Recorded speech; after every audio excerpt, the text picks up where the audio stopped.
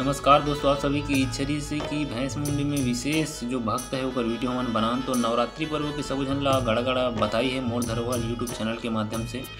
और भैंस मुंडी के लिए नवरात्रि बिल्कुल स्पेशल है, काबर कि यहाँ श्री फुलेश्वर साहू जी जो कि भैंस मुंडी के निवासी है, अपन छाती में माता जी के कलश स्थापना करे हवे और तपस्या में लीन है। बहुत सारा व्यक्ति मन एकर मन के पास जात है एकर घर में और एकर दर्शन करत है।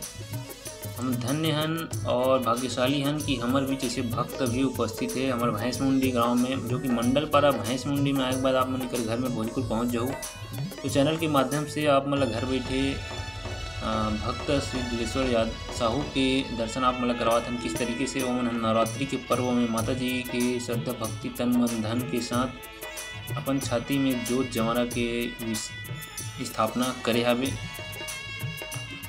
और बहुत सारा संख्या में यहाँ पर भक्तगण मन देखे बर आते। चैनल के माध्यम से भी आप मन देख सकत हो। तो सबो झन ला हमारे चैनल के माध्यम से एक बार पुनः बोलना चाहूँ कि दर्शन पर जरूर आओ और नवरात्रि की ढेर ढेर ढेर सारी शुभकामनाएं आप सबो दर्शक मन ला इसने प्यार माया दुलार हमारे मन के लिए बरसाते रहो।